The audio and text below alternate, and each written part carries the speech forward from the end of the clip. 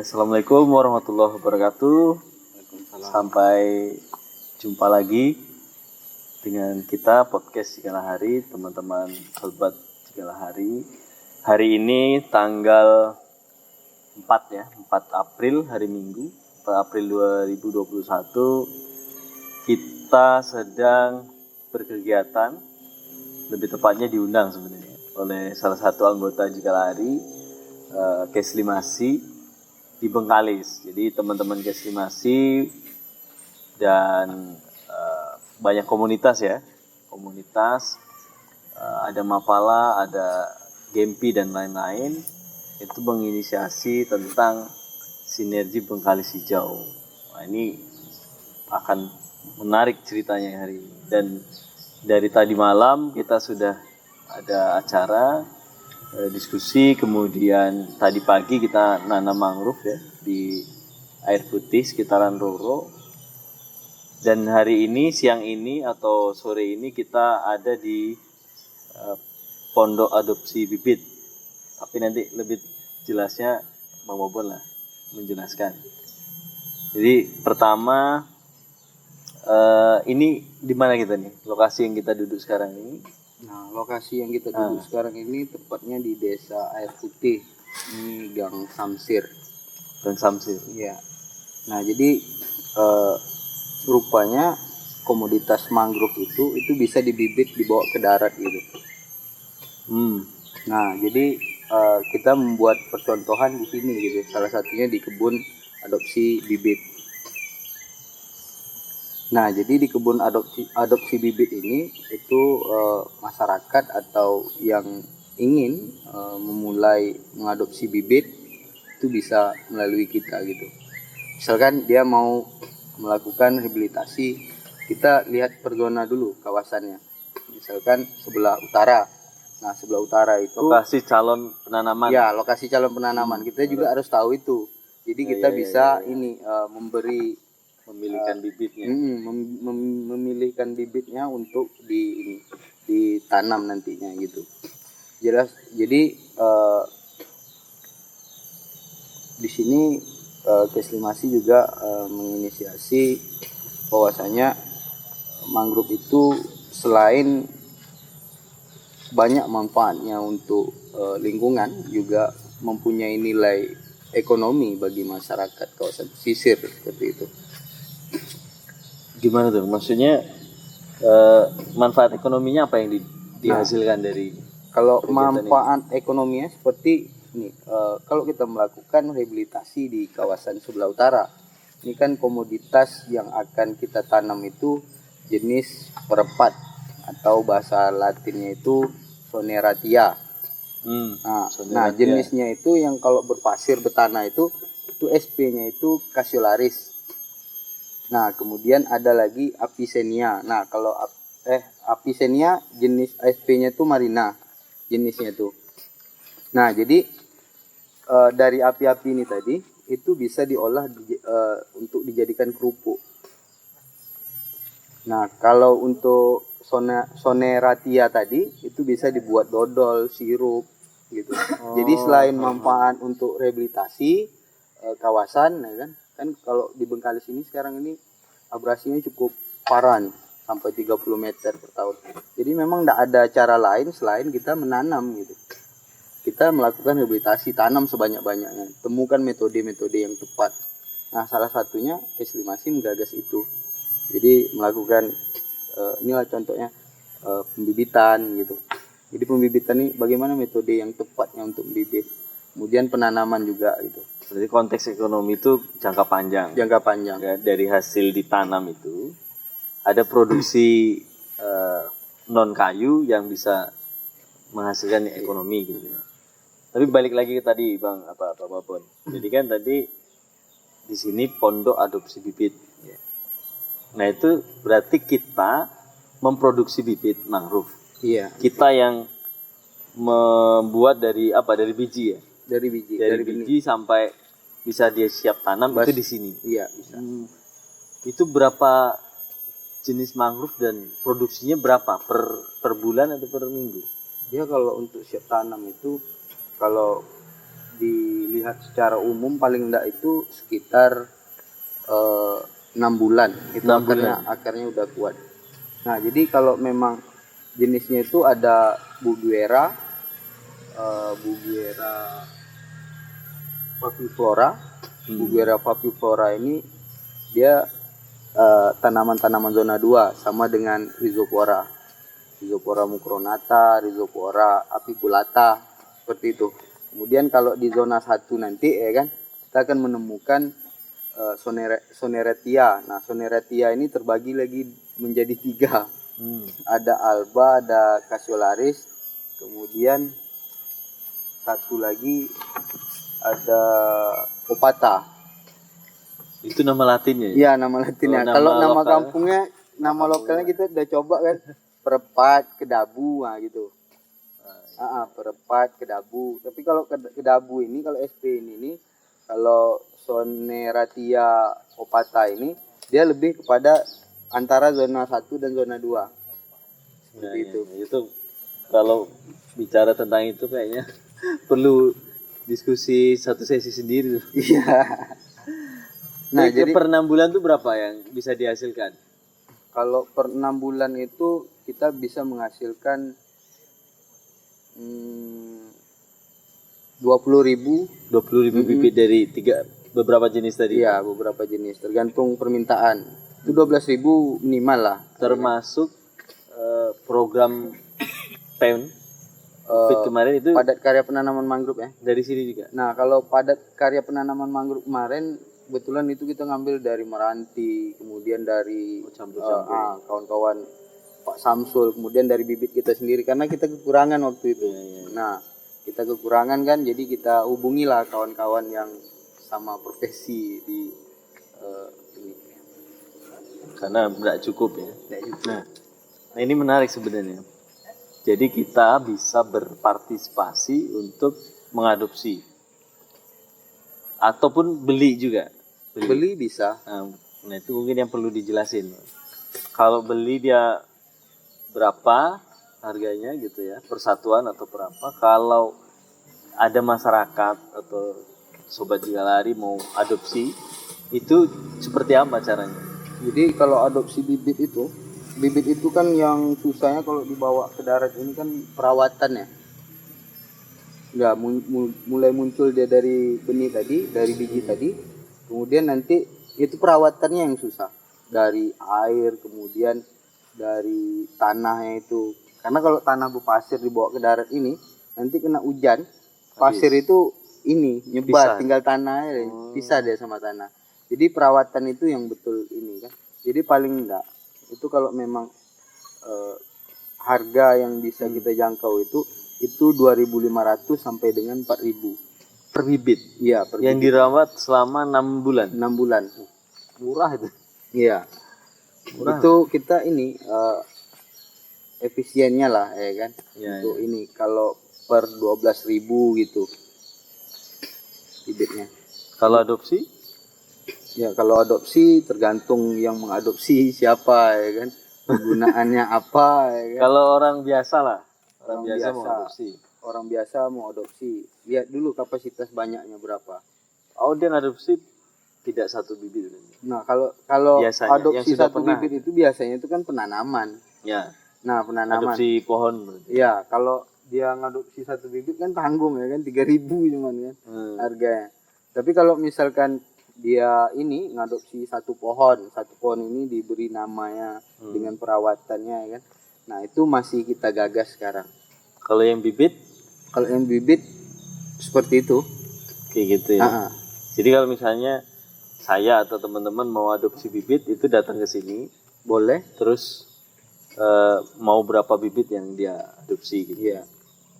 Jadi nanti setelah ini bibit ini besar, jadi pemilik tinggal ngambil nanamnya gitu ya. Dan kita yang ngurusnya gitu ya. Oh ya, sejak kapan Bang? Ini mulai pembibitan ini? Kalau ini baru sekitaran 5 bulan. Yang di sini? Iya, sebelumnya? Kalau sebelumnya itu kita di laut. Di laut ya? Di hutan mangrove-nya. Udah Cuman berapa lama? aksesnya itu agak susah. Udah berapa Kalau lama? dari di hutan mangrove itu udah sejak tahun 2014 kita udah mulai Masuk 7 aktif. tahun ya. Iya. Udah 7 tahun udah banyak yang diproduksi berarti. Ya, apalagi ya? Ini mungkin Bang Bapak. Mungkin kita cerita ke aktivitas yang 2 hari ini lah. Kalau yang saya ikuti kan ada diskusi bahwa teman-teman mau ada sinergi Bengkali Hijau. Sebenarnya niat ataupun kenapa muncul namanya sinergi Bengkali Hijau, kemudian teman-teman ini terlibat, itu seperti apa awalnya? Jadi awalnya itu memang gini, ini kawan-kawan Keslimasi mengajak beberapa komunitas-komunitas lain, baik itu mahasiswa dan segala macamnya. Jadi kita sempat melakukan diskusi waktu itu, diskusi terkait kegiatan adopsi. Awalnya mangrove ya? Awalnya Adopsi mangrove. Jadi adopsi mangrove. Jadi sebenarnya adopsi ini apa gitu. Jadi cerita-cerita adopsi. Jadi ada beberapa masukan dari kawan-kawan juga untuk ini bagaimana kalau sinergi Bengkalis Hijau gitu. Nah, kalau sinergi Bengkalis Hijau ini kan karena kita melihat juga sekarang ini Riau juga menggagas Riau Hijau untuk pelestarian lingkungan. Nah, dari ide-ide diskusi sama kawan-kawan itu, jadi dari ide diskusi sama kawan-kawan itu, nah jadi kira-kira apa yang mau kita buat? Nah, gebrakan yang kita buat itu memang awalnya kan kita nggak punya dana nih. Jadi gimana? Ya. Jadi kita gimana kalau kita ini siapkan baju, nanti include-nya peserta dapat baju, dia dapat bibit sama konsumsi. Hitung-hitung ya kan, masih cukup nih.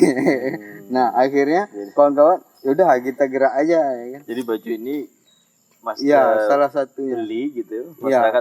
masyarakat beli, Kemudian ada keuntungan untuk beli bibit mangrove sama Iya. konsumsi acara. Nah, jadi ada beberapa acara malam diskusi kita buat juga. Ini bantuan dari kawan-kawan juga. Sebenarnya enggak ada setting ini MC dan segala macamnya, kawan-kawan aja yang maju-maju ya. Iya. Karena Jadi- memang anak muda semua. Iya. Jadi memang acaranya ngalir gitu. Iya. Kalau yang tadi penanaman itu memang sudah disiapkan lokasinya di situ. Kalau lokasi itu kan kita udah jauh hari itu sebelumnya kita memang udah berpikir untuk menanam mangrove bersama ini baik itu pemerintah daerah, pemerintah desa gitu, ya kan. Jadi teknisnya seperti apa itu yang kita belum dapat sebenarnya kan kemarin itu. Cuman dari diskusi kemarin itu ya kan lanjut lagi dari keinginan kawan-kawan yang kemarin mau menanam gitu. Jadi kebetulan kan secara bibit kita juga udah punya kan. Siap ya. Udah siap. Jadi kapan mau nanam tinggal bawa aja Iya. bibit itu ke lokasi yang bisa ditanam ya.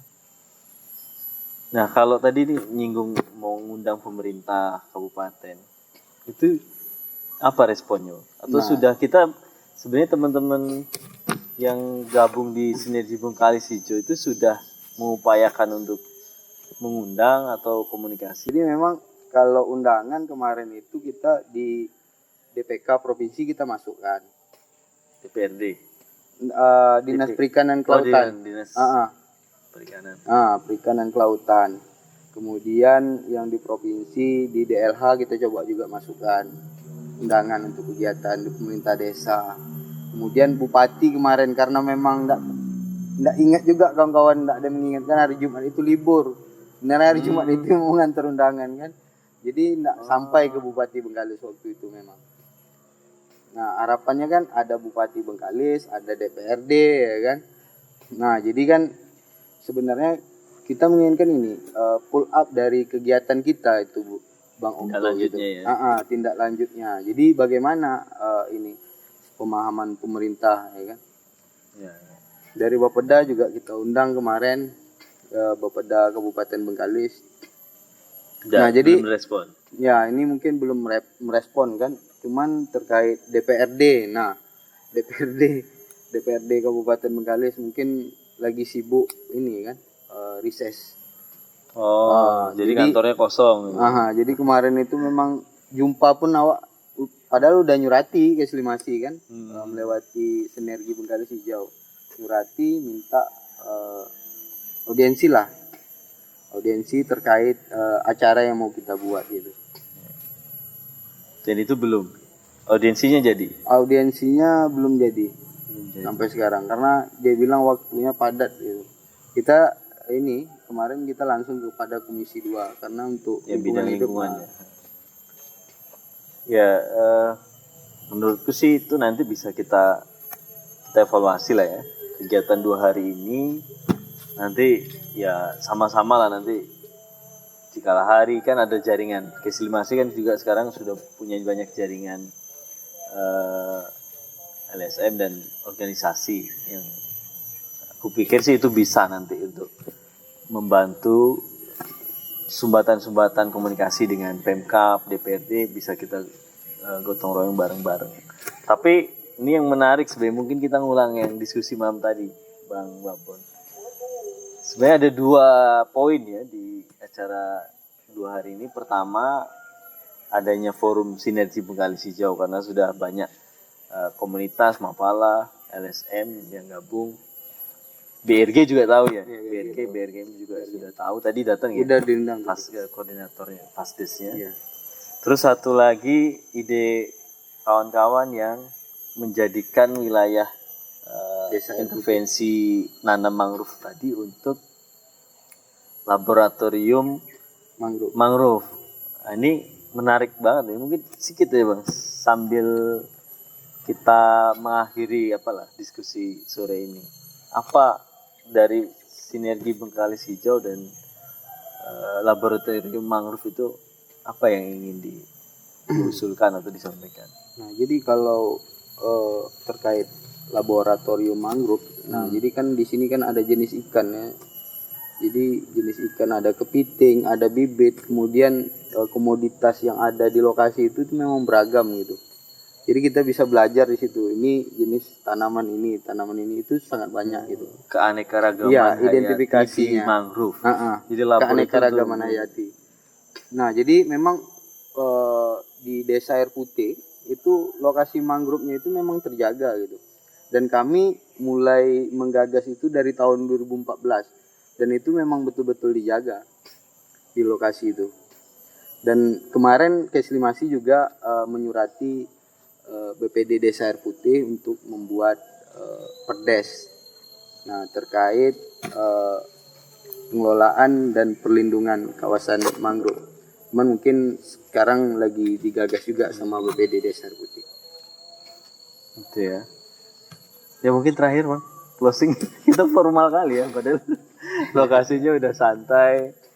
Tapi oke lah. Harapan terakhir mungkin Bang Babon. Nah, harapannya ini kita dari bisa acara 2 hari ini. Ya, jadi gini, pemerintah lebih membuka ini ruang untuk komunitas. Nah, jadi memang ruang-ruang ini sebenarnya yang dibutuh komunitas ini tadi. Karena nanti kalau tidak ada ruang ini ya kan, jadi orang-orang yang betul-betul mau bergerak ke sini, ini lari dia, karena enggak tahan dia bantingan di sini. Padahal semangat sudah ada. Nah, padahal kan ini kan memang tugasnya pemerintah gitu. Jadi kan kita berharap, kita kan membantu juga nih Bang Okto. Sebenarnya yang kita lakukan ini tugas pemerintah. Iya, benar. Kan? Nah, apalagi kalau memang kita lakukan itu secara swadaya ya kan. Nah, pemerintah itu memang harus totalitas melihat itu gitu. Karena dia punya PBD. Iya. Jadi harapannya itu ya kalau memang ada usulan dari masyarakat ya bagaimana. Ini misalkan masyarakat ini enggak tahu nih jalurnya seperti apa, kalau buat gini seperti apa. Ayo bantu kan gitu. Jadi bantu masyarakat dalam menemukan apa yang ingin mereka wujudkan, apa yang menjadi mimpi-mimpi mereka untuk baik itu pelestarian lingkungan ya kan, dan kegiatan-kegiatan lain. Seperti itu. Oke, terima kasih Bang Babon, ketua kelompok studi lingkungan dan masyarakat. Lingkungan dan masyarakat Keslimasi. Yaitu diskusi kita sore ini untuk podcast Jikala Hari edisi 4 April 2021 live di Bengkalis ya. Desa Kita Air Putih. langsung di Bengkalis, Desa Air Putih. Jadi teman-teman kalau mau adopsi bibit itu bisa langsung datang ke pondok bibit atau Iya. di sekretariat Keslimasi. Keslimasi di Jalan Panglima Minang. Desa Air Jalan Putih. Panglima Minang, Iya. Desa Air Putih. Dan kalau memang ingin berpartisipasi menanam mangrove itu juga bisa bekerja sama dengan Keslimasi. Dan sekarang sudah ada sinergi Bengkalis Hijau. Itu dulu dan sampai jumpa lagi di kesempatan ataupun podcast di kala hari selanjutnya. Terima kasih. Assalamualaikum warahmatullahi wabarakatuh. Waalaikumsalam.